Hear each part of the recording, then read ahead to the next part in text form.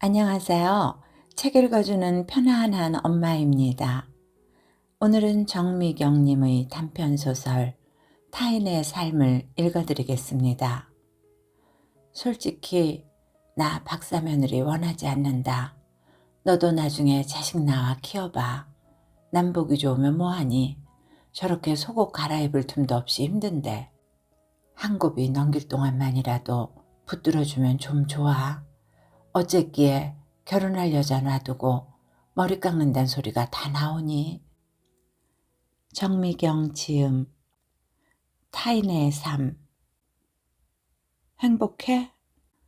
비난이나 원망의 느낌이 실리지 않도록 너무 신경을 쓰다 보니 내 목소리는 음성 변조기에서 흘러나오는 기계음처럼 들린다. 그런 것 같아. 망설임 없이 대답하는 저 고요한 눈빛이라니. 가까스로 억누르고 있던 심장의 경랑이 손발의 끝마디까지 한순간에 번져나간다. 행복한 사람에게 건네는 모든 말은 초라할 뿐이지. 소리 지르고 회유하고 협박까지 했던 한 열흘의 시간도 무참해진다. 나는 창밖으로 고개를 돌렸다. 카페 앞의 가로수는 어느새 꽃은 다 지고 연초록 이파리가 무성하다. 바닥에 떨어져 행인들의 구두에 으깨진 벗지 자국이 여기저기 검붉게 흩어져 있다. 한 해가 지나면 저 가지들은 다시 꽃으로 뒤덮이겠지만 이 사람이 내게 꽃을 보러 가자, 보러 나가자, 아이처럼 조르는 일은 이제 없을 것이다. 벚꽃을 보러 나가자고 그토록 조를 때 싫다며 고개를 저었던 그날 밤이 아니었다면 이런 어이없는 일이 일어나진 않았을까? 일어날 일은 일어나고야 만다는 운명론이 아니면 견딜 수 없었던 이 며칠, 살기 위해 무언가를 삼켜야 하듯 이 모든 상황을 받아들여야 했던 순간이 있었다. 그러나 머리를 깎고 내 앞에 나타난 형규 얼굴을 보고서도 끝내 평정심을 가장할 수는 없었다. 잿빛 비니 아래로 드러난 머리카락이 있던 자리, 목덜미보다 흰 두피 때문일까? 검기보다는 푸릇한 그 색조에 마음이 쓱 베어진다. 더 기막힌 건 손 한 번 잡아본 적 없는 여자를 쳐다보는 듯한 저 눈빛이다. 초록 이파리들을 당장 쥐어 뜯어버리고 분홍 손뭉치 같고 구름덩이 같은 벚꽃송이를 가지에 얹어놓을 수 있을지언정 저 눈빛은 돌이킬 수 없을 것 같다. 꿈속이듯 나는 무력해진다. 태막 안에서 이제 막 태어날 준비를 마친 태아처럼 그의 눈에는 기억의 흔적이 없다. 한 소년의 얼굴이 떠오른다. 이국의 사원에서 만났던 검은 눈동자를 둘러싼 흰자위 외엔 온몸에 떼국이 흐르던 그 소년은 사원의 구석에서 나와 눈이 마주친 순간 내 옆에 들러붙어 그림자처럼 따라왔다. 사원의 문을 지나 언덕을 내려오고 결국 혼미해진 내가 길을 잃을 때까지 내 곁을 따라오며 끊임없이 속삭였다. 자신의 이름과 가족의 이름과 그리고 왜 내가 자기를 도와주어야만 하는지를, 자신은 배가 고프고 지쳤다고, 아직 키가 더 커야 하며 집에 있는 가족들도 모두 배가 고프다고, 내게만 들리게 속삭이는 소년의 영혼은 간결해서 강렬했다. 비명 같은 단문이었지만 그를 외면하는 나를 나쁜 사람처럼 느껴지게 했다. 그 비참함은 질기고 지겨웠다. 연민 때문이 아니라 그 지겨움에서 벗어나기 위해 결국 호주머니를 뒤져야 했다. 내 입술은 왜 행복해? 세음제를 간신히 내뱉고는 다쳐버리는가? 나는 그 소년의 한 끼에 대한 갈망만큼의 절실함도 없는 것일까? 돌이킬 수 없을 때의 후회는 후회가 아니다. 다만 기억의 우물 속으로 끊임없이 자신을 내동댕이 치는 짓이다. 무심하고 어리석었던 시간들은 아주 잘게 쪼개져 연속 사진처럼 선명하게 재생된다.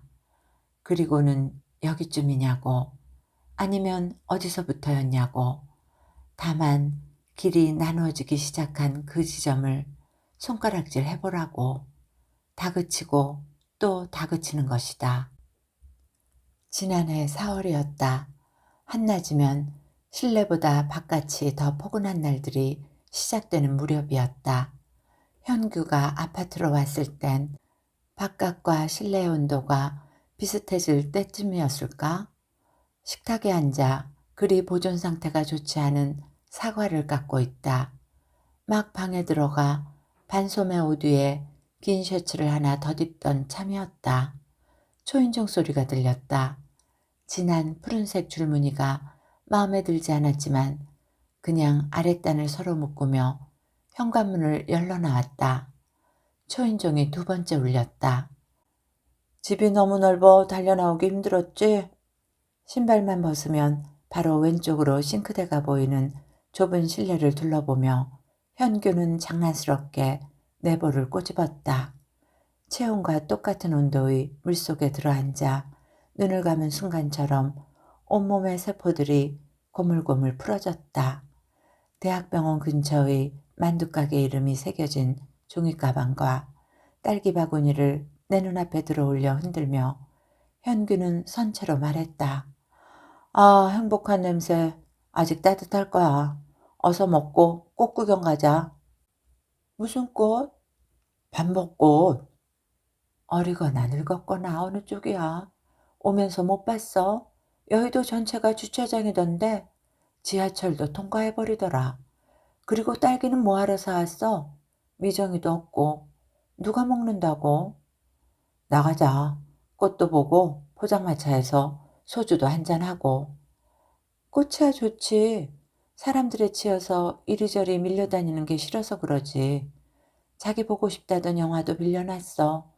버튼만 누르면 바로 시작하게 해놨거든. 제발. 나도 플리즈.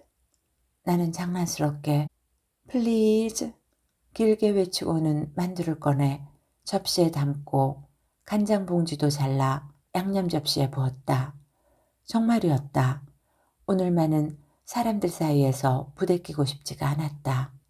아니, 낮에 회사에서 이미 너무 많이 시달려서 나야말로 속세를 떠나버리고 싶은 심정이었다.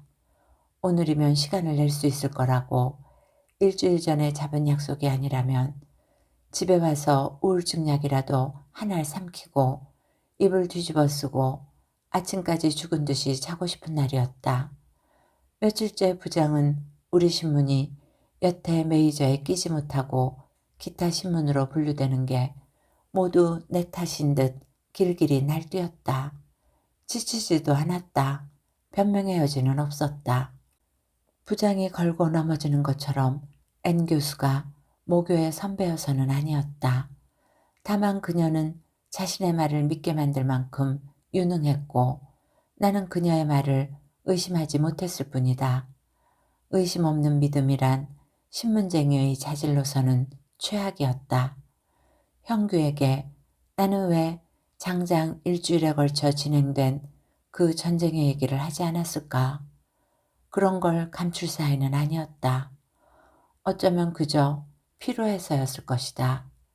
은 교수와 알게 된 과정, 내게 늘 감동을 주었던 그녀의 살가움, 그녀가 입시와 관련한 부정에 연루되었다는 소스를 처음 접했을 때부터 시작된 나의 순진한 신뢰, 그녀와 주고받았던 전화, 그런 것들을 일일이 돌이키며 얘기하는 게 말할 수 없이 필요해서였을 것이다.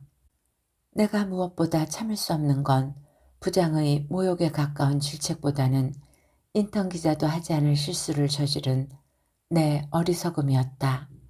전통 무용 페스티벌 준비를 위해 일본에 출국해 있는 그녀와 마지막 통화를 하던 날, 그녀의 목소리는 분노에 차 있었지만 거침없이 당당했다. 얼마나 클리어하게 진행되었는지 절차를 아는 사람이면 그런 소리 못해. 다 해명이 되었는데 왜 내가 국내에 있을 땐 아무 소리 안 하다가 나와 있으니까 이리 때처럼 달려들어 물어뜯는지. 누가 퍼뜨린 소문인지도 다 알아. 언론이고 뭐고 돌아가면 그냥 있진 않을 거야. 나는 그녀를 위로했다. 그러게요. 그러다가 아님 말고 해버리니. 하여튼 공연 준비 잘 마치고 들어오세요. 데스크에 만약 기사화했다가 사실무근이면 소송감이 아니냐고, 내가 보증하겠다고, 하루만 더 기다려보자고 말할 때도 나는 그녀의 결백을 믿고 있었다. 아무 문제 없다고. 내일 귀국해서 보자던 그녀는 다음 날로 휴대폰을 꺼놓았다. 어이없는 낙종이었다. 게다가 운이 없느라 한 주일 내내 이슈가 될 만한 사고 하나 터지지 않았다. 이 나라에서 입시 문제란 폭발 준비를 마친 거대한 가스통과도 같았다. 나는 연쇄 폭탄 테러의 한가운데 서 있는 심정이었다. 가장 큰 피해자는 나라는 억하심정까지 들었다.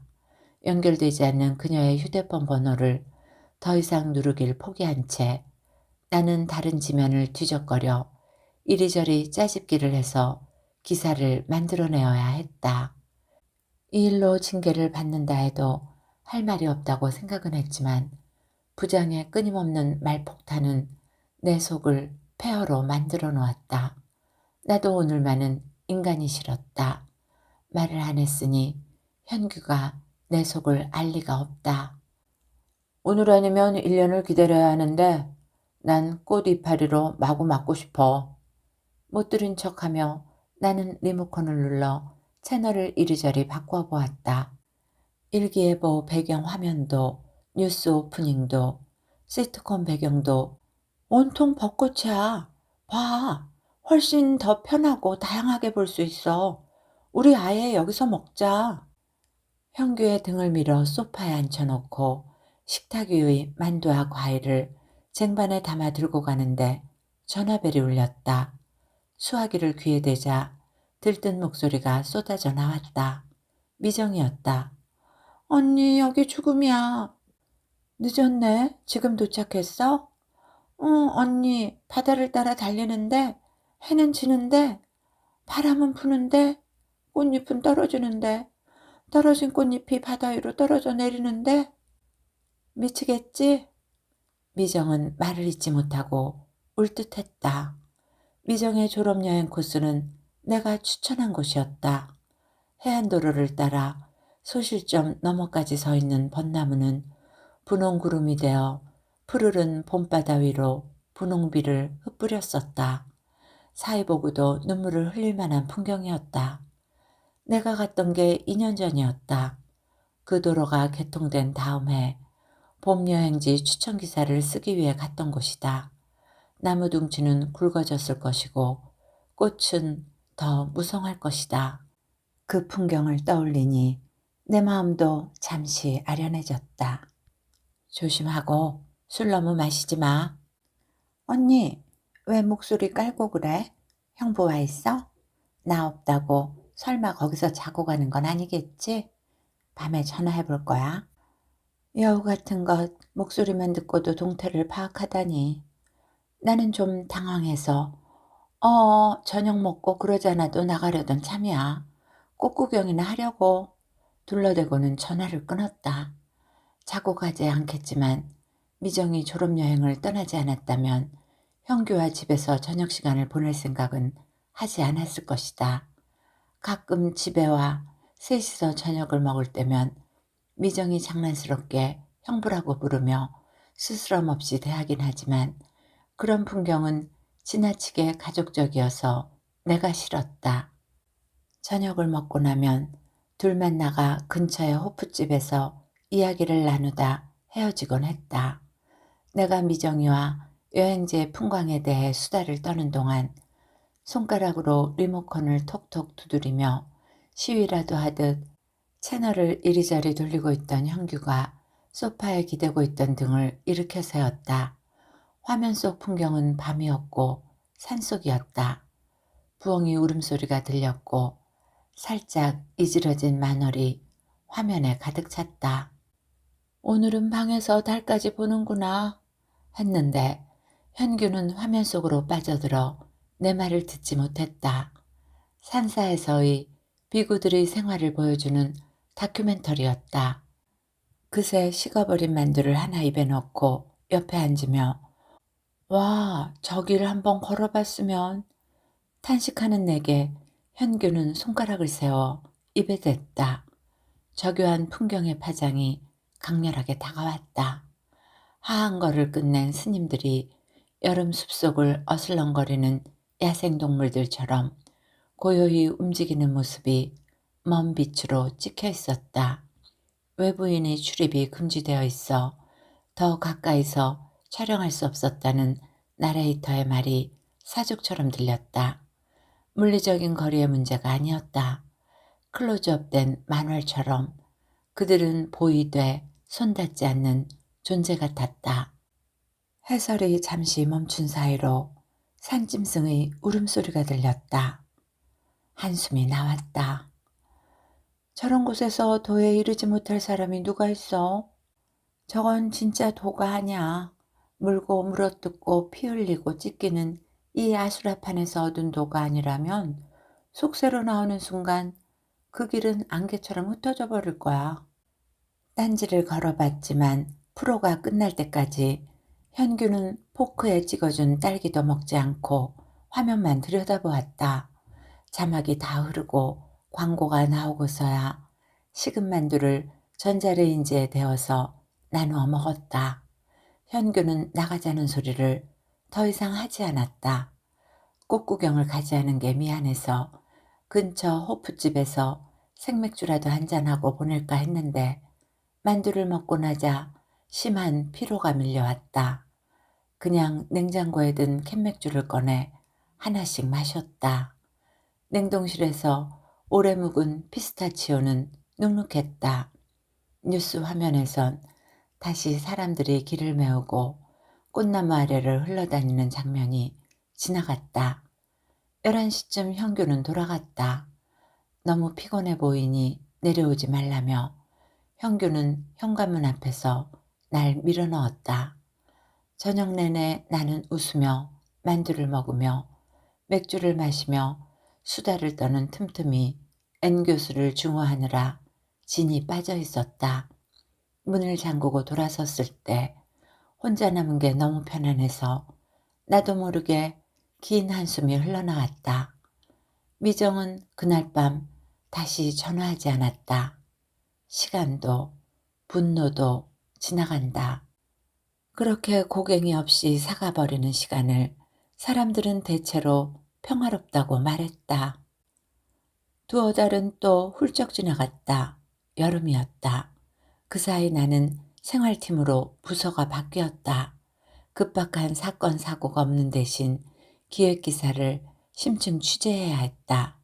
기사 쓰는 시간보다 준비하고 조사하는 시간이 더 많이 걸렸다. 또 무슨 사건이 터졌나 신경을 곤두세우지 않아도 되고 마음은 편했지만 여유 시간은 더 없어졌다. 동경, 마카오 혹은 하노이 같은 도시들을 하루치 지면에 요약하기 위해서는 엄청난 사전조사와 현지 출장이 필수였다. 죽어라 준비해서 내보낸 기사에도 늘 무언가가 잘못되었고 빠진 게 있다고 지적하는 독자의 전화도 이어졌다. 현규는 직장인을 위한 하한거를 신청했다며 며칠 산사에서 머물다 왔다. 화장실 갈 시간도 없다던 사람이 어떻게 스케줄을 조정했는지 그때는 물어보지 않았다.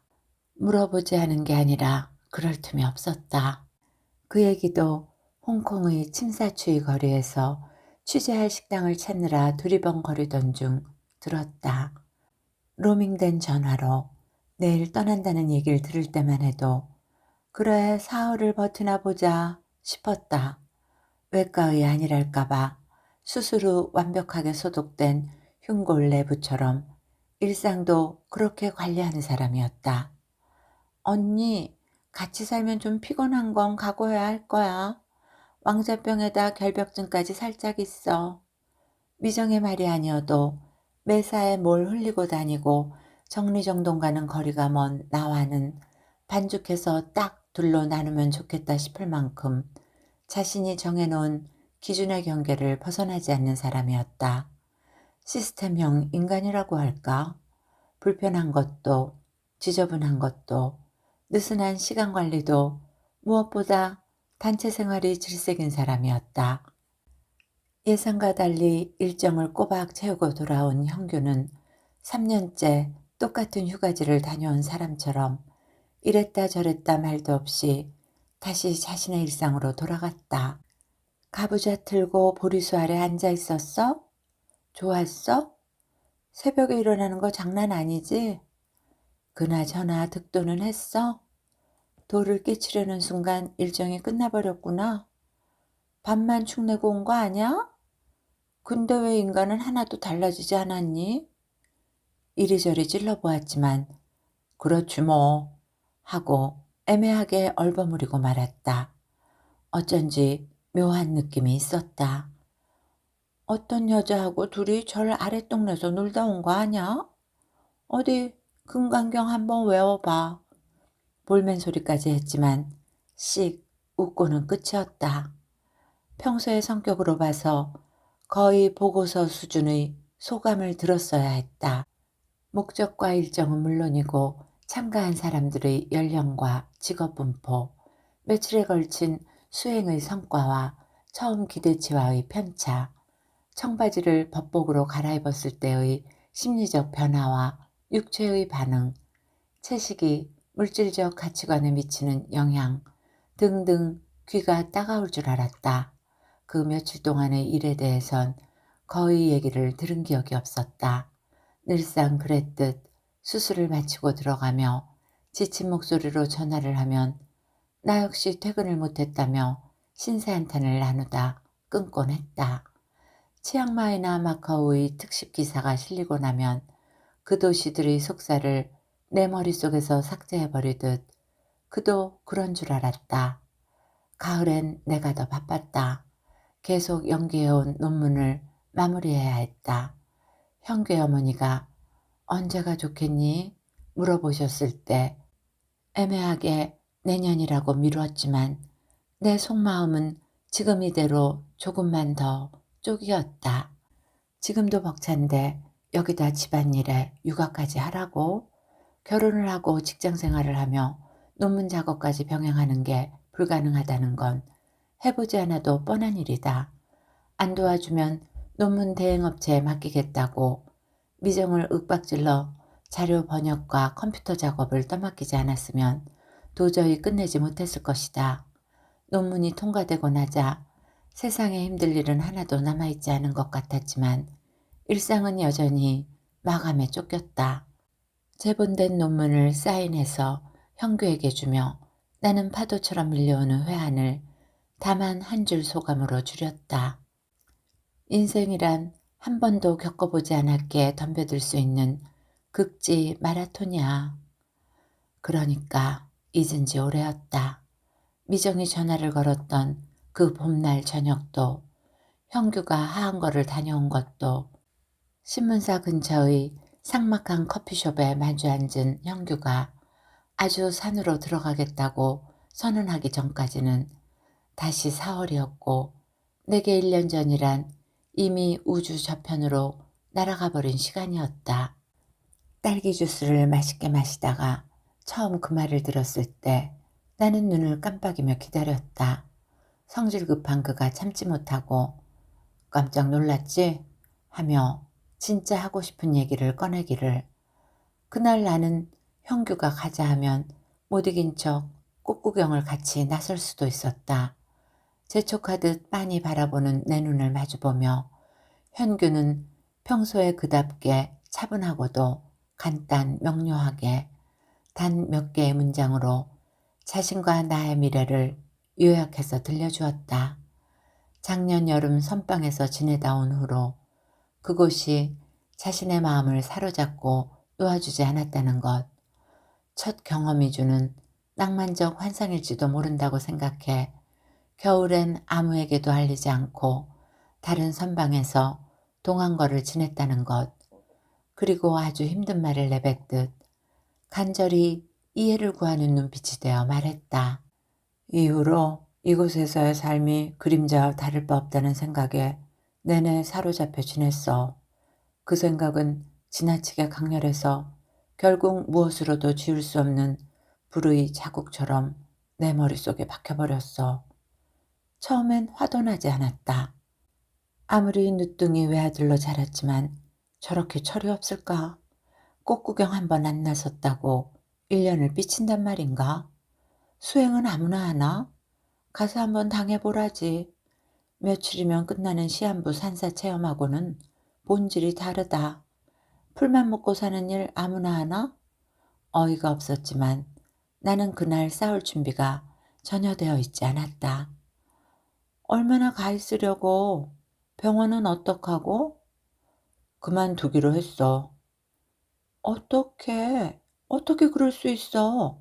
나한테 한마디 상의도 없이. 반대할 게 뻔하잖아. 여태 망설인 것도 너 때문이야. 고맙기도 해라. 나는 그날 아무 논리가 없었다. 다시 만나서 얘기하자 하고 헤어졌다. 내내 전화를 끊어왔던 형규와는 사흘째 통화가 되었다. 사흘 지났다고 내게 새삼스레 설득의 논리가 생겨났을 리도 없다. 물에 빠진 쥐의 필사적인 점프처럼 솟구쳐 올라 허공을 찔러대는 모든 질문들은 그저 비명에 불과했다. 캐시미어 니트를 색깔별로 가지고 있는 네가 회색 옷만 입고 견디겠어?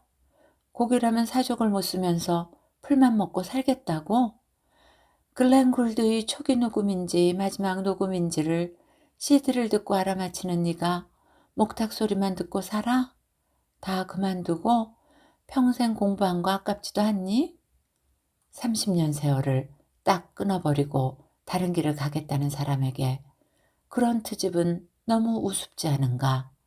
날마다 만났다. 만나자 하면 현규는 나와서 내 앞에 앉아주었다. 그 정도는 해줘야 한다고 각오한 표정으로 모든 질문은 바닥날 것이고 언젠가는 지쳐버릴 것을 알고 있다는 듯이 한 번뿐인 인생 하고 싶은 거 하며 살아. 마지막으로 그렇게 말해주고 나는 먼저 일어났고 연락하지 않았다. 열흘 전이었다. 입술에 물집이 잡혔고 그 사이 옷이 헐렁해졌다. 현규는 어제 전화를 걸어왔다. 남은 일들을 정리하러 왔다며 한번 보자 했다. 그리고 오늘 내 앞에 이렇게 잿빛 비닐을 쓰고 나타난 것이다. 왜? 대학병원의 흉부외과의로 오만과 자만으로 똘똘 뭉쳐있고 그 오만에 합당한 실력까지 갖춘 네가 왜? 목구멍에 차오른 질문을 나는 할 수 없었다. 행복하다는데 행복하다는 게 지금 자신의 자리, 자신의 모습에 더 이상 다른 어떤 것도 그 누구도 필요 없다는 말과도 같다면 더 이상 무슨 질문을 할 수 있을까? 울었어? 밥을 못 먹고 편도선이 부어있는 내게 미정이 뜬금없이 묻는다. 눈물도 안 나와 하자 노인네처럼 차지게 츠츠 혀를 찬다. 울어야지. 언니가 내세울 건 연약한 밖에 없어 보이는데 상대는 너무 강적이야. 라면을 후후 불어가며 맛있게 먹으면서 할 말은 다 한다. 최악이다. 차라리 여자 문제가 나은데. 여자 때문에 일어난 전쟁은 트로이 전쟁 하나지만 그 외엔 모조리 종교 전쟁이야. 수천 년을 싸워왔고 지금 이 순간에도 싸우고 있잖아. 다른 여자 생긴 거라면 달려가서 머리카락이라도 쥐어 뜯어보지. 이건 허공과의 싸움이야. 게임이 안 돼. 언니, 불타는 신앙심이란 말이야. 인종도 싹쓸이해서 청소하게 하고 제 몸에 폭탄을 두르고 웃으며 버튼을 누르게 하는 거라고. 목숨도 버리는데 여자쯤이야. 깍두기까지 하나 입에 넣어 아작아작 씹어 삼키고는 단정하듯 묻는다.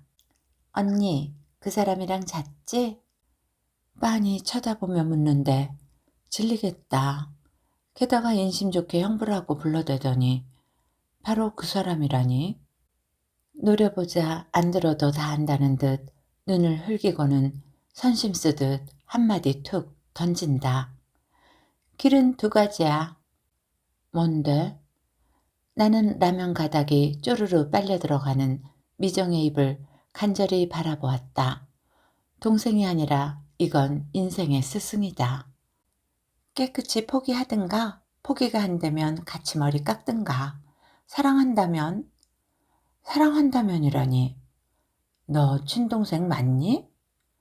그렇게 밥이 안 넘어갈 만큼 사랑한다면 머리를 깎는 게 맞지. 굶어 죽으나 상사병으로 죽으나 한식에 죽으나 청명에 죽으나 그게 그거 아냐? 그렇지만 언니가 도대체 며칠이나 더 굶을 수 있겠어? 혹시 사랑 외에 뭐 다른 건 없어?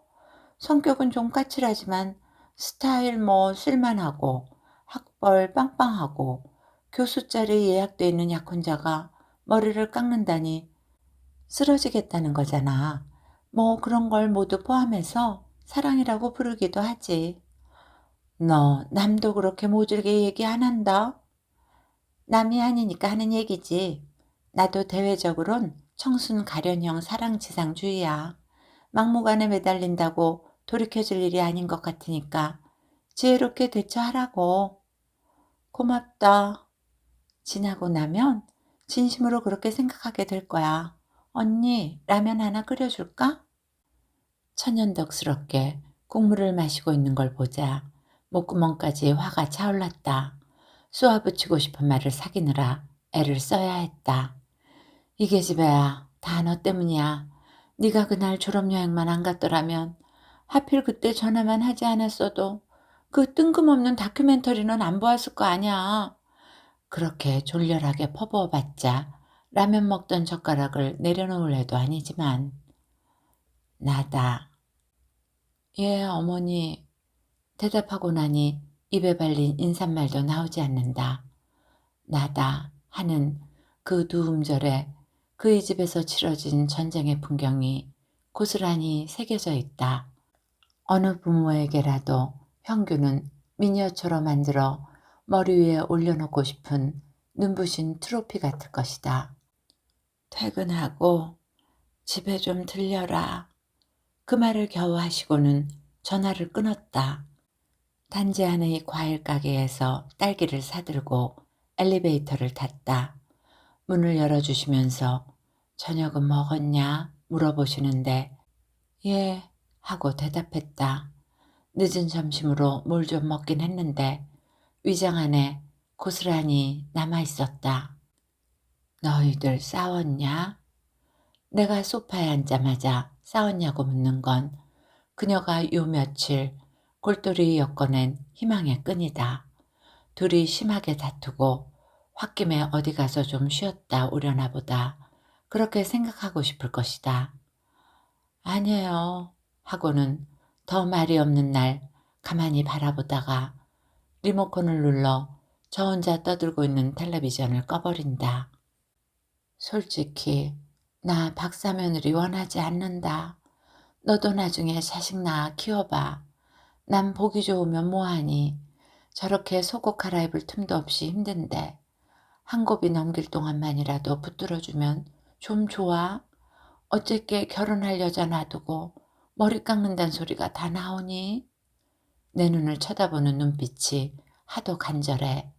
노인네 억지 소리가 그리 고깝게 들리지도 않는다.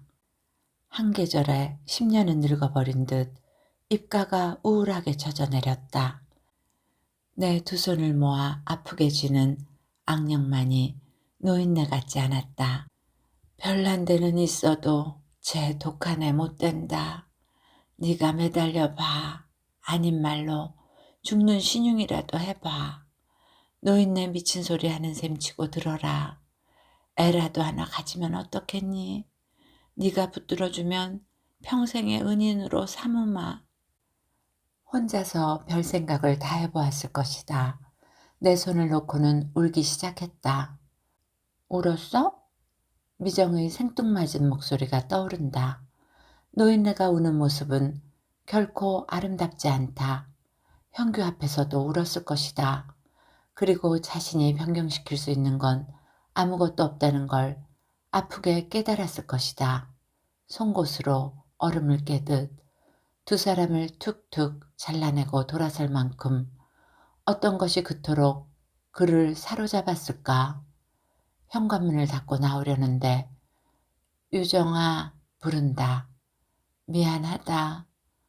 원래도 군살 없는 얼굴이 처참할 지경으로 말라버렸다. 결혼을 했다면 좋은 시어머니가 되었을 뿐이다. 말도 안 된다고 생각했던 처음의 충격에서 벗어나 나는 사태를 50%의 확률로 받아들이고 있었다. 그리고 지금은 그것마저 지나치게 낙관적인 셈법이란 것도 알고 있다. 지금 그를 더 괴롭히는 건 이 여인의 눈물일까? 나의 눈물일까?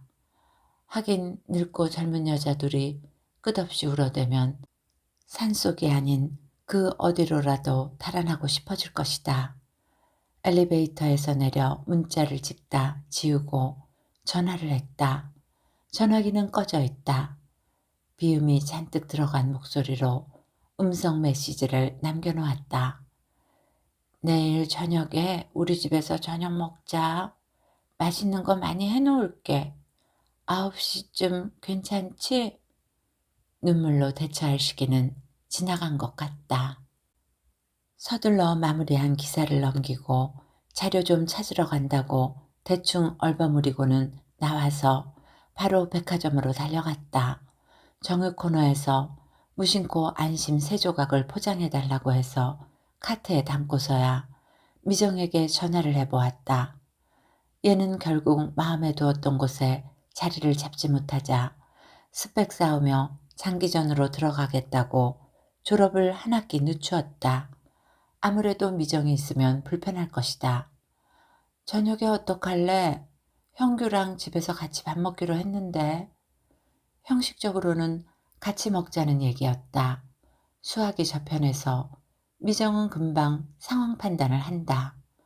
근데 어떡하지? 스터디가 늦게 끝나서 현준에서 자고 바로 학교 가야 할 것 같아. 불려우 같은 것. 알았다며 전화를 끊고는 카트를 밀고 야채 코너로 갔다. 특별히 잘하는 요리도 없고 요리법이 제일 간단하기도 했지만 마음속으론 핏물 흐르는 스테이크를 그의 코앞에 내려놓고 싶은 심사도 있었다. 힘든 수술이 있은 날이면 형규는 꼭 고기를 먹었다. 금방 피 보고 와서 고기가 넘어가? 언젠가 물어보았을 때 그게 바로 전공 적성도라며 농담을 했었는데 정형외과 의사들은 주로 도가니탕을, 학문외과는 곱창 전골을, 피부과 의사들은 돼지 껍데기 구이를 선호하거든. 브로콜리와 청경채, 양송이 버섯과 데워 먹는 크림 스프, 플라스틱처럼 색이 선명한 딸기를 카트에 담았다. 까망베르 치즈와 카시오 품종의 와인도 한 병 샀다. 아무래도 목탁 소리보다는 그레고리안 성가가 어울리는 식탁이 되겠다. 싱크대 위에 사온 것들을 쭉 늘어놓고 보니 픽 헛웃음이 나온다. 형규가 제일 좋아하는 것들이다. 네가 이것들을 딱 끊고 살겠다고? 다리는 허벅지살이 패이고 무릎은 뻣뻣해져 늙은 거위처럼 어정어정 산길을 헤매다 팍 엎어지기나 해라. 브로콜리를 소금물에 데쳐놓고 청경채를 볶고 있는데 초인종이 울린다. 현관에 들어서는 형규는 자켓 속에 작년봄 그날 밤에 입고 왔던 아쿠아마린색 셔츠를 입고 있다. 여러 번 빨아 살짝 바랜 듯한 그 색조가 저토록 잘 어울리는 남자는 본 적이 없다. 가슴이 저릿하다. 형규는 내게 딸기가 담긴 바구니를 내밀었고 나는 그날 저녁과 똑같이 뭐하러 사왔어? 하며 바구니를 받았다. 다만 형규는 그날 저녁처럼 아 행복한 냄새 라고 말하지 않는다. 의자에 앉은 형규가 새삼스럽게 좁은 실내를 한번 휘둘러 본다. 익숙한 사물들에게 이별을 고하는 시선은 저런 것일까? 형규의 시선을 쫓는 내 마음이 곧 버림받을 걸 알아챈 아이처럼 울컥해진다. 딱 시간 맞춰 왔네. 어서 앉아. 내 목소리는 주제 파악을 못한 연극 배우의 서툰 발성처럼 귀에 거슬린다. 고기가 익으면서 풍기는 고소한 냄새가 실내에 가득하다. 형규는 싫다 소리를 하지 않고 스테이크를 잘라 먹는다. 내가 따라준 와인도 마셨다. 깨작거리진 않았지만 좋아하는 걸 먹을 때면 그 맛의 무게를 재어보듯 미묘하게 달라지던 표정 같은 건 없다. 형규는 고기 덩어리를 반쯤 남겼고 나는 한 점 남기지 않고 먹어치웠다. 다 먹고 나서야 먹는 동안 한마디도 나누지 않았다는 생각이 들었다. 먹어. 독을 발라놓았으니까 마저 먹어. 얇은 종이를 구기듯 무심하게 웃는 모습이 참 멀다. 남은 반찬을 냉장고에 챙겨놓고 식탁을 정리하는 동안 형규는 빈 그릇을 씻었다. 이런 사소한 풍경이 우리의 일상을 채울 줄 알았다. 수술이 끝난 기구라도 챙기듯 무심히 그릇을 씻고 있는 걸 보자 맹렬한 분노가 솟았다. 손을 닦는 형규를 보며 나는 불쑥 말했다. 우리 꽃 구경 가자. 꽃비도 맞고 포장마차에서 소주도 한 잔 마시자. 1년 전 형규가 했던 말을 나는 그대로 반복해 본다. 나는 그 밤에 그의 말 속에 담긴 갈망을 조금도 헤아려 주지 않았다. 그 말을 했던 형규를 바라보았을 때의 내 눈빛을 지금은 형규의 눈에서 본다. 형규는 말없이 날 바라보기만 한다. 나는 형규의 허리를 껴안았다. 셔츠 앞자락이 축축하다. 설거지를 하면서 앞치마를 두르지 않다니 그답지 않다. 알아. 꽃진 지 오래라는 거. 그러니까 어디서부터 돌이켜야 하는지 말해줘. 팔에 힘을 주어 꽉 끌어안았다. 그의 손바닥이 망설이듯 내 등에 놓인다. 발꿈치를 들어 그의 입술에 입을 댄다. 스테이크 맛이 남아있는 혀가 날고기처럼 입뿌리에 닿는다. 젖은 집단이 습기가 가시는 순간 일시에 발화하듯 열기는 단숨에 몸의 끝까지 달려나간다. 헛되고 헛된 생각을 한 것을 진저리 치며 후회하게 해줄 거야. 셔츠 속으로 손을 넣어 맨살을 어루만졌다. 누가 먼저랄 것도 없이 껴안은 채로 침대로 걸어갔다. 걸어가며 그의 셔츠 단추를 풀었다. 그가 긴 숨을 내쉬었다. 그러나 다음 순간 머뭇거리지 않고 내 몸 안으로 파고든다. 내 살갗을 열고 혈관을 따라 흐른다. 그의 체온이 내 피를 기화시킨다. 온몸의 핏줄들이 터질 듯 팽창한다. 몸이 허공으로 살짝 떠오르려는 순간 그냥 해도 돼? 형규가 묻는다. 나는 지나친 도박을 하는 것일까? 잠시 동안 가만히 있던 그는 그만 몸을 일으켜 옆에 누워버린다. 미묘하게 굳어지는 내 몸의 변화를 느낀 걸까? 땀이 식어가는 동안 우리는 아무 말도 하지 않는다. 내 몸을 굳어지게 한 건 임신에 대한 공포는 아니었다. 그의 몸과 내 몸 사이에 어두운 심연이 있었다. 그것은 탐욕스런 우물처럼 둘이 빚은 기억들을 집어넣어도 메워지지 않는다. 그의 숨소리가 잠든 사람처럼 가지런해진다. 그 숨소리가 가지런해지는 만큼 내 마음은 헝클어진다. 보내줄게. 이 모든 일들이 왜 일어났는지 설명해줘. 납득할 수 있다면 보내줄게. 선문답은 싫어. 몇 개의 문장으로 설명할 수 있는 일이었다면 진즉 말했을 거야. 설명할 수 없다면 그래. 어디서부터 시작된 일인지나 알자. 말하고 나서 눈을 감자 그와 나 사이 입 벌리고 있는 차가운 구멍 속으로 나 혼자 천천히 가라앉는 듯하다. 말해 어서. 내가 저 바닥으로 떨어져 내려 얼음덩이처럼 산산이 부숴버리기 전에. 내 이름을 불러 어서. 아득한 위에서 들려오는 것처럼 그의 목소리는 누워있는 내 몸 위로 흩어진다. 그 시작을 누가 할 수 있겠니? 다만 그날 꽃구경을 가자 했던 날 여기 오기 전에 수술이 있었어. 수술이야 우리에겐 너무 익숙한 일상이지. 병원 앞의 구두 수성공처럼 반복되는 일을 꼼꼼하게 해내야 하는 아주 단순한 일상 말이다.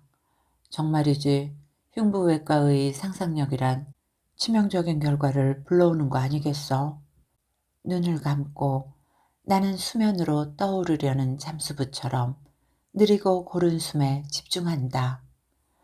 그런데 그날 수술은 인공 판막을 교체하거나 그물망을 삽입하는 것과는 좀 달랐지. 심장 이식이었어. 심장 이식이란 말이다. 수술 장면을 한 번이라도 본 사람이라면 사랑이 가슴속에서 싹 튼다는 말 같은 건 하지 않게 될 거야. 팥빙수 가져와. 조 교수님이 말했어. 큰 수술에 긴장하고 있는 제자들에게 잘할 수 있다고 연습 때와 똑같이 하면 되는 거라고 말해주고 싶었겠지. 실습 시간이면 얼음 채운 아이스박스에 담긴 이식용 개의 심장을 펼치면서 우린 팥빙수라 부르곤 했거든. 심장이 담긴 얼음물은 아닌 게 아니라 거대한 팥빙수 그릇처럼 보이긴 해. 흉부외과 의사가 된다는 건 수술이 끝난 후 팥빙수를 맛있게 먹을 수 있어야 하는 일이기도 하지. 수술은 순조로웠어. 한 팀으로 무수한 실습을 거듭해왔고 이식 수술도 처음은 아니었어. 긴장하고 풀어지고 침묵하다 농담도 하고 집중하다 또 딴 생각도 하고 그래. 시간이 워낙 길어지니까. 이식을 마치고 소독을 완벽하게 하고 잘 정돈된 흉골안을 마지막으로 살핀 후 봉합을 시작했어. 완벽해 보였어. 수술실 분위기는 꽤 느슨해졌지. 피 묻은 가운을 입고 칼을 든 동료들을 보고 있자니 거대한 스테이크가 놓인 식탁에 둘러서 있는 탐식자들처럼 보이더군. 나 역시 그랬겠지. 우리는 손을 움직이면서 맛없는 스테이크를 먹을 때처럼 이런저런 수다를 떨기 시작했어. 주말에 있을 회식 이야기, 구내식당 식사의 질이 나날이 떨어진다는 이야기, 후배가 결혼하며 받았다는 금시초문의 시계 브랜드, 대학병원 간호사의 화장이 진한 까닭, 뭐 그런저런 얘기들. 수술하면서 나눈 잡담을 기억하는 일은 드물어. 수술이 끝나면 버려지는 지혈대처럼 수술실의 소모품 중 하나거든. 그런데 그날 나눈 잡담들은 이상하게 오래 기억에 남았어. 마지막 체크를 하고 중환자실로 옮겨진 그 환자는 곧 급격히 혈압이 떨어지며 심장이 멈춰버렸어. 그러니까 죽은 거지. 심장이 완전히 멈춰버린 걸 확인한 후에 침상의 카드를 보니 53세의 남자더군. 아주 드문 일도 아니야. 특별한 까닭도 없고 그냥 그렇게 된 거지. 누구의 잘못도 아니고 수술 전에 보호자에게 누누이 설명된 가능성 중의 하나였어. 형규는 말을 멈추고 한참을 그대로 있는다. 무심히 지나친 순간을 오랜 후에야 곱씹게 되는 일이 인생에서 얼마나 많은지. 뒷정리를 하고 여기 오려고 병동에서 내려와 주차장에서 차를 찾는데 차를 찾을 수가 없었어. 수술대 위에 누운 환자는 적어도 마취 상태에 빠져들기 전까지 나를 신으로 생각했겠지. 그 잘난 신은 제 차가 주차장 어디쯤 박혀 있는지도 몰라 헤매고 다녔고 한층을 더 내려가 차를 찾아 여기로 오면서 나도 보았어. 도로는 온통 주차장이고 차와 사람이 섞여 제대로 걸어 다닐 수도 없는 길을 근근히 지나왔으니까 내 차 앞을 지나 어딘가 걸어가려고 길을 쓰는 사람들을 짜증스럽게 쳐다보면서 신호등 앞에 차가 섰는데 떨어져 내리는 꽃잎 하나를 보았어. 아주 천천히, 너무나 천천히 내려와서 나도 모르게 초조해졌어. 신호가 바뀌기 전에 저게 내려앉을 수 있을까? 허공에 잠시 머무는 듯 하더니 그 꽃잎은 유리창에 들러붙었어. 그 짧은 시간의 틈으로 몇 가지 생각이 앞뒤 없이 스쳐갔어. 내일 아침 7시엔 다시 수술실에 들어가 있어야 하는구나. 배달된 햄버거를 씹어가며, 급할 땐 세면대에 오줌을 누워가며 하루 종일 흉골 내부를 들여다보아야겠지. 이름표에 적힌 그 남자 이름이 뭐였더라. 그런 생각들. 그날 사실 나도 꼭 밖으로 나가고 싶었던 건 아냐. 그저 낮과는 다른 시간을 보내고 싶었어. 네가 전화를 하는 동안 그 다큐를 보고 있는데 그 화면 속의 삶이 오늘 하루 내가 살아온 시간, 내일 똑같이 살아내야 할 시간의 이면처럼 보였어. 미친 듯 무서운 속도로 달려야만 하는 이 삶의 이면 말이야. 저 풍경 속으로 한번 걸어가 보고 싶다. 참 단순하게 그런 마음이 들었지. 그의 말은 또 끊어졌다. 나는 다음 이야기를 기다렸다. 그러나 그는 더 이상 아무 말도 하지 않는다. 그래서 그곳에 갔더니 눈 맑은 스님이 연꽃처럼 앉아 이런 질문을 했겠지? 당신은 누구인가? 당신은 어디로 가고 있는가? 삶이란 무엇인가? 궁금해서 묻는 게 아니란 건 잘게 갈라지며 떨리는 내 목소리로 미루어 알고도 남았을 것이다. 형규는 그래도 아무 말 하지 않는다. 당신의 본질은 흉부외과의가 아니라고. 오영규라는 이름도 헛될 뿐이라고. 당신이 알고 있는 당신은 그저 허망한 껍데기에 불과할 뿐이라고 말했겠지. 나는 누구인가? 그런 게 심오한 질문 같지? 서로 찌르고 상처받고 집착하다 무심해지고 깨지고 피 흘리고 까닭없는 증오로 가득 찬 이곳에서 던지는 질문이 아니라면, 이곳에서 찾을 수 있는 답이 아니라면 도대체 그 질문이란, 그 대답이란 얼마나 공허한 것이니? 열어놓은 창으로 밤의 기운이 도시의 걸쭉한 공기가 뭉클뭉클 밀려든다. 거기서, 그런 데서 얻는 마음의 평화가 무슨 의미가 있어?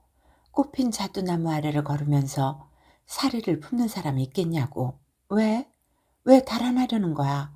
그 얘기를 해보라니까. 삼나무처럼 갈라진 내 목소리가 바닥 깊은 우물 속으로 흩어진다. 인생의 어떤 순간에 설명할 수 없는 결정을 할 때가 있어. 그건 말하지 않는 게 아니라 말로 할 수 있는 게 아니어서 그래. 어제 씨를 만나 들었던 이야기를 형규의 입을 통해 다시 들으리라고는 기대하지 않았다. 내가 먼저 물어보지도 않을 것이다. 네가 찾는 다른 세계란 그런 세계냐고. 몰아붙이고 싶지도 않다. 삶을 바꾸는 게 무엇인지 그저 더듬어 볼 뿐이지 누가 답을 알고 있을까? 씨가 결혼하기 전엔 그의 아내와 넷이 가끔 저녁 시간을 같이 보내곤 했다.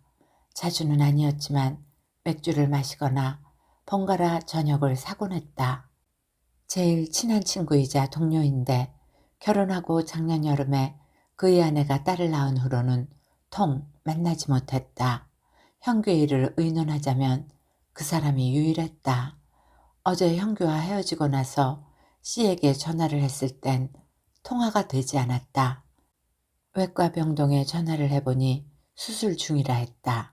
병원으로 가는 택시 안에서 메시지를 남겼다. 병원에 도착하고도 1시간이 지나서야 씨는 전화를 했다. 병원에 와 있다고 했지만 무슨 일이냐고 묻지는 않고 어딘지만 물었다. 1층 로비에 서 있는데 씨는 가운을 입은 채 달려왔다. 바깥으로 나갈 형편은 아닌 모양이었다. 엘리베이터 앞은 전용 면회객으로 발 디딜 틈이 없었다. 비상계단을 내려가 지하 매점으로 갔다. 컵라면 냄새, 커피향, 햄버거 냄새와 병원 특유의 소독내가 뒤섞인 실내는 얘기를 나눌 만한 곳은 못 되었다. 종이컵에 멀건 커피 2잔을 겨우 채우기도 전에 커피 주전자는 비어버렸다. 한 잔값만 주세요. 플라스틱 밀대를 든 채 아주머니는 밉게 하품을 하며 왼손으로 지폐를 받았다. 씨는 앉자마자 커피를 훌쩍 마셨다. 간이 의자에 앉아있는 모습이 지독하게 피곤해 보였다. 이거 마시세요. 커피잔을 밀어주자 고개를 저었다.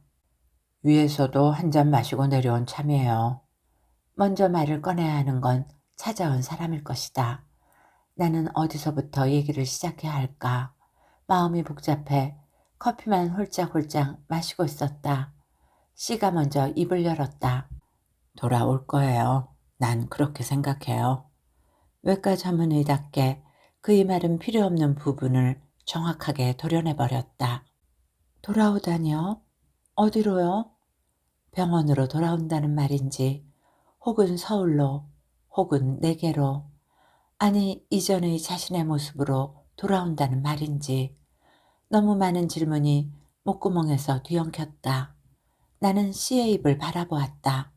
그래도 씨는 내 애매한 질문에 썩 구체적으로 대답해 주었다. 이 병원으로는 힘들지 않겠어요. 쉬게 되자 서울서 지내기가 심적으로 좀 힘들었을 거예요. 그래서 여러 가지 의미에서 좀 떠나 있겠다고 했을 거예요. 쉬게 되다뇨? 형규가 그만둔 게 아니고요. 병원에서 무슨 일이 있었나요?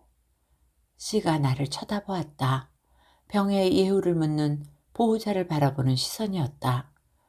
형규가 얘기 안 했나요? 왜 사표냈는지. 내 대답을 듣지도 않고 씨는 탁자를 내려다보며 혼잣말을 했다. 그렇겠죠. 말 안 했겠네요. 나는 씨의 입을 바라보았다. 감사에 걸렸어요. 그러니까 사용처와 재고를 엄격하게 관리하는 약이 있어요.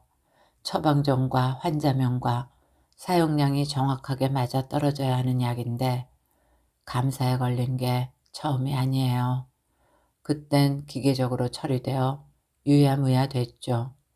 이번엔 오차가 좀 컸어요. 누군가는 책임을 져야 했죠.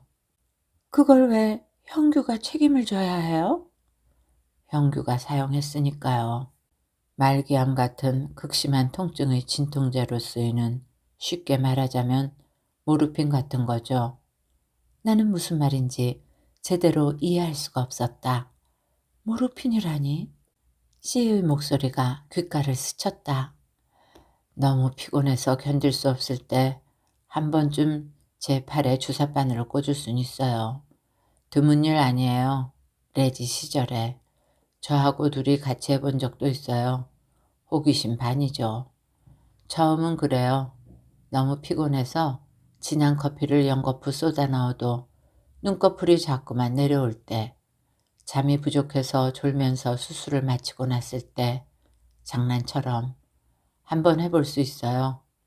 카페인 칵테일을 들이킨 것처럼 환상적인 효과가 있긴 해요. 문제는 끔찍하게 효과적이라는 거죠. 그 다음엔 선택의 문제예요. 한 번으로 끝인 사람, 그리고 드물지만 자신이 컨트롤할 수 있다고 믿으며 계속하는 사람. 어떻게 그냥 내버려뒀어요. 책망이 아니라 그저 탄식이었지만 씨의 대답은 단호했다. 몰랐어요. 그렇게 어리석은 사람이었나요? 그 중독성과 파괴성을 너무나 잘 알고 있으니까 원하는 시점에선 멈출 수 있다고 믿었겠죠. 그리고 그건 사실일 수도 있고요. 어느 정도인가요? 치료를 받아야 할 정도는 아니에요. 사실 드러나지만 않았다면 이런 상태로 언제까지라도 갈 수가 있어요. 약을 한다고 해서 모두 눈이 퀭해지고 손을 떨게 되는 건 아니에요. 잘 컨트롤하면서 약을 쓰는 숨겨진 중독자가 얼마나 많은데요. 그럴 만한 동기가 있었어요? 형규가 책임져야 할 의료사고 같은 거라도. 뭐 특별히 그럴 만한 일은 없었어요. 사실 명백한 의료사고일 때도 환자 측에서 클레임을 걸지 않으면 우리 쪽에서 먼저 살릴 수 있었는데 같은 말은 하지 않아요. 돌아올까요? 질문을 하면서도 나 역시 이 질문의 의미를 알 수 없었다. 다만 막연히 내가 알고 있던 형규, 이전의 형규로 다시 돌아올 수는 없을까? 그런 마음이었다. 알고 있겠지만 의사는 확정적인 대답을 잘 하지 않아요. 저 역시 기다려보자는 말 외엔 할 수 있는 말이 없네요. MRI다, CT다. 환자들은 대단한 건 줄 알지만 결국 그것들이 찍어낸 영상들은 그림자일 뿐이에요. 왜 판독이란 말을 쓰겠어요? 그림자를 더듬어 추측해보는 거죠. 명백한 실체에 대해서도 그러한데 영혼의 문제에 대해서 무슨 말을 더 할 수 있겠어요? C는 손바닥으로 얼굴을 문질렀다. 일어나야 할 시간이었다. C는 아직 일이 남았다며 엘리베이터를 탔고 나는 계단으로 올라와 밖으로 나왔다. 비가 오고 있었다. 차갑진 않았으나 젖은 먼지 냄새가 매캐했다. 어둠 속에서 우리는 각자의 옷을 입는다. 그는 마지막으로 비닐을 눌러쓰고 나는 스웨터를 걸치고 현관을 나섰다. 그 사이 형규의 차 위로 농익은 버찌 열매가 몇 개 떨어져 있다. 고개를 들어 나무를 올려다본다. 열매는 보이지 않고 무성한 이파리만이 검게 보일 뿐이다. 사람들의 슬픔과 고통도 모두 제각각이어서 저렇게 가리고 덮어놓지 않으면 세상은 검은 비명으로 가득 차버리겠지. 바닥에 떨어져 터져버리기 전엔 누구도 짐작하지 못할 시고 떫은 덩어리를 속에 품고 있는 것이겠지. 형규가 말하지 않음으로써 거짓말을 하는 거라고는 생각하지 않는다. 차 옆에 서서 버찌 열매를 바라보며 나는 조용히 말했다. 어느 선승이 있었어. 도에 이르기 위해 금식을 하며 정진하다가 사흘째 되는 날 그만 허기를 참지 못하고 죽을 먹어버렸대. 옆에 있던 그의 스승이 그걸 보고는 숟가락을 들고 같이 죽을 떠먹기 시작했어. 한 사람의 번뇌와 고통은 몸속 어딘가에 너무도 교묘히 감춰져 있어서 꺼내서 보여줄 수도 누가 대신 어루만져 줄 수도 없다는 걸 알았던 거지. 어린 제자가 그만 죽을 허겁지겁 떠먹기 시작했을 때 앞에서 같이 숟가락을 들어주는 것, 그걸 해줄 수 있을 뿐이었지. 올려다본 하늘엔 하나의 별도 보이지 않는다. 씨와 나눈 얘기를 그에게 하고 싶지는 않다. 어떤 것도 묻고 싶지 않다.